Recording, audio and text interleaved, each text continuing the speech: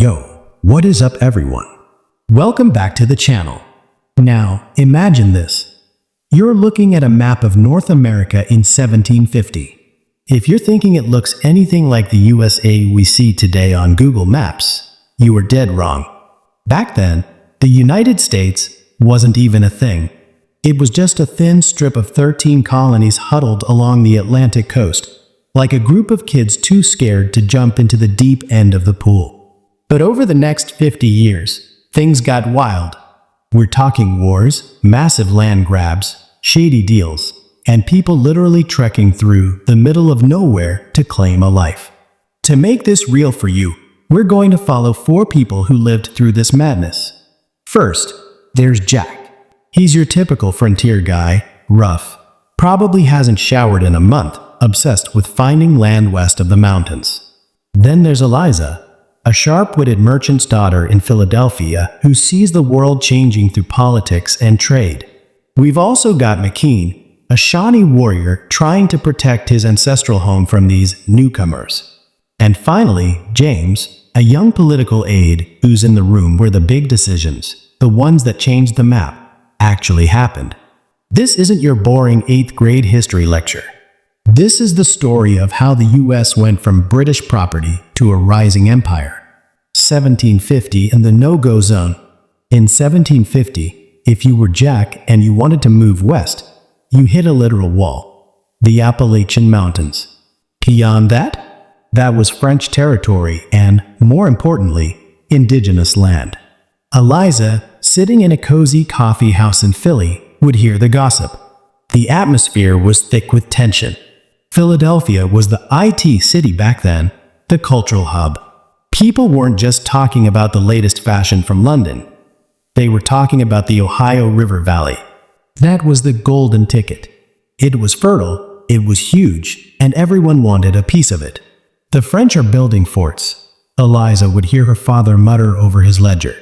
See, Britain and France were the 2 biggest rivals on the planet. Basically the 18th century version of a toxic Twitter beef that turns into a real-world fight. They both claimed the same land, and neither was backing down. Enter a young, tall, and honestly, kind of inexperienced guy named George Washington. In 1754, he was sent into the woods of Pennsylvania to tell the French to scram. Spoilers! It didn't go well. He accidentally started a world war. This was the French and Indian War, or the 7 Years' War if you're feeling fancy. For Jack, this war was his origin story. He served as a scout, seeing the rich, black soil of the Ohio Valley for the first time.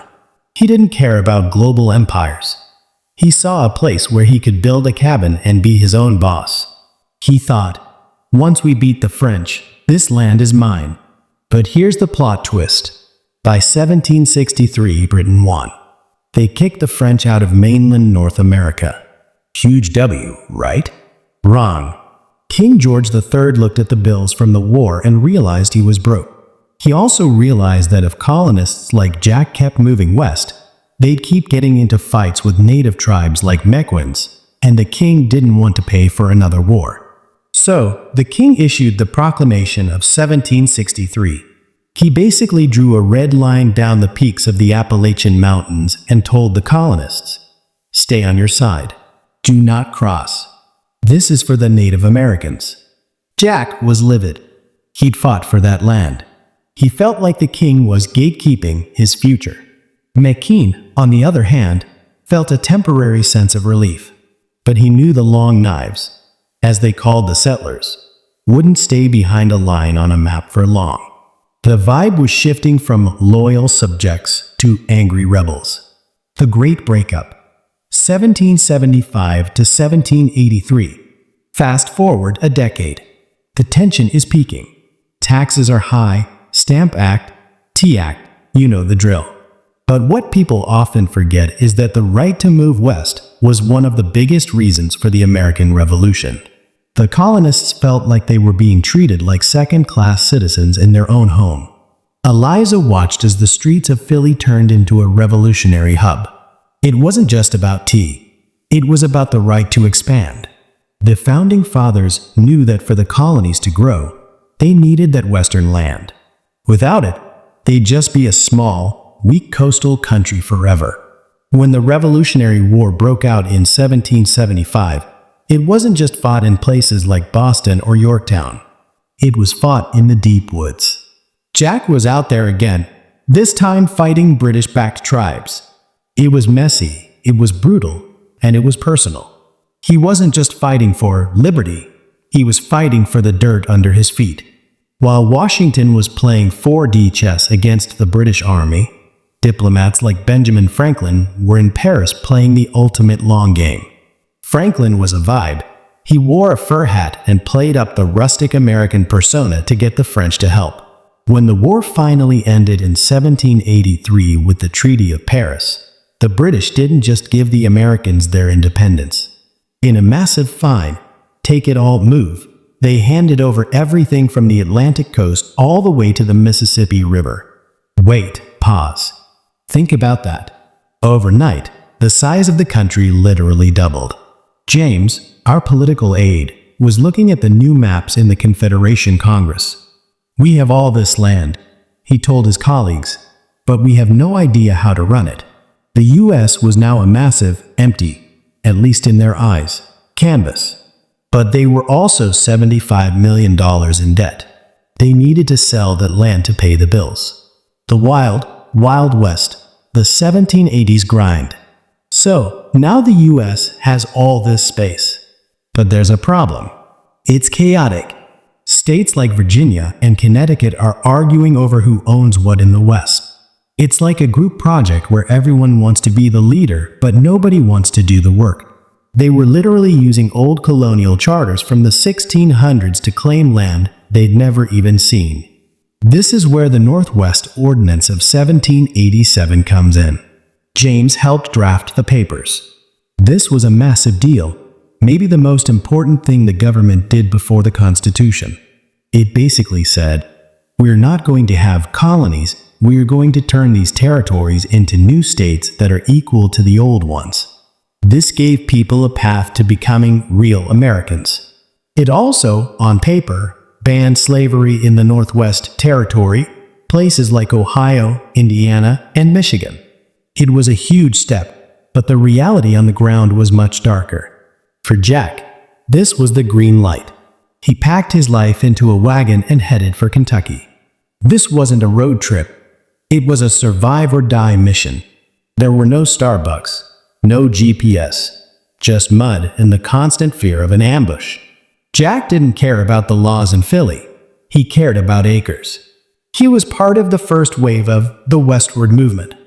But for McKean and the Shawnee, this was an invasion. They hadn't signed the Treaty of Paris. The British had given away land that wasn't theirs to give. The Americans speak of freedom, McKean would tell his council, but they only bring fences and axes. The 1780s and 90s were a period of constant, low-level warfare in the borderlands. It was a cycle of raids and retaliation that defined the American frontier. It wasn't just expansion. It was displacement, building a real government. 1787 to 1791. Back in the cities, Eliza was seeing a different kind of expansion, the expansion of power. The old government, the Articles of Confederation, was a total fail. It was like a group chat where everyone is muted. It couldn't tax, it couldn't raise an army, and it couldn't even stop states from printing their own funny money. In 1787, the big brains met in Philly for the Constitutional Convention. They created a stronger central government. Why does this matter for expansion?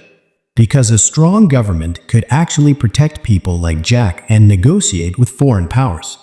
Eliza's father was a Federalist. He wanted the Constitution. He knew that without a strong navy, American trade would be bullied by the British and Spanish. Eliza herself was fascinated by the Federalist Papers. She saw the vision of a grand republic. By 1791, they added the Bill of Rights, and the U.S. started looking like a real country. They even added the first new state, Vermont, followed quickly by Kentucky in 1792. Jack was officially no longer a squatter. He was a citizen of the 15th state. But expansion wasn't just about land. It was about money. Alexander Hamilton, the guy on the $10 bill, and the guy with the hit Broadway musical, was busy setting up a national bank. He knew that to grow west, the U.S. needed credit and industry. Eliza's father's business started booming as they shipped goods from the coast to the new settlements in the west. The American economy was starting to flex its muscles. The Whiskey Rebellion and the Final Push, 1790s. But not everyone was vibing with the new government. In the 1790s, the government decided to tax whiskey. Now, for Jack and the farmers out west, whiskey wasn't just a drink, it was currency. It was easier to transport whiskey than heavy bags of grain. When the tax collectors showed up, the farmers basically told them to get lost, in much ruder terms. This was the Whiskey Rebellion. George Washington, now the president, didn't play around. He hopped on a horse, led 13,000 troops, and showed the frontier that the federal government was the boss. Jack realized that the Wild West was slowly being tamed by the law. As we hit the mid-1790s, the U.S. had to clear some final hurdles. The British were still hanging out in forts on American soil in the Great Lakes region, basically trolling the new government. And the Spanish were blocking the Mississippi River at New Orleans, which was a huge problem because Jack and other farmers needed that river to get their crops to the market. In 1794, things came to a head. At the Battle of Fallen Timbers, the U.S. Army finally defeated a massive confederacy of native tribes. Mequin's people were forced to sign the Treaty of Greenville, giving up most of what is now Ohio. It was a heartbreaking moment, the end of an era for the indigenous power in that region. The door to the west was now kicked wide open. Then, the diplomats stepped up again. Jay's treaty got the British to finally pack their bags and leave the northern forts. And Pinckney's treaty with Spain opened up the Mississippi River. Now, Jack could float his corn down the river to New Orleans and sell it to the world. The American dream was finally becoming a reality for the average person. 1800. The new era. James, our political aide, now an older and more cynical political veteran, stood on the docks in Philadelphia in 1799. He looked at the crates of whiskey and fur coming from the west and the manufactured goods heading back out. The map is filling in, he noted.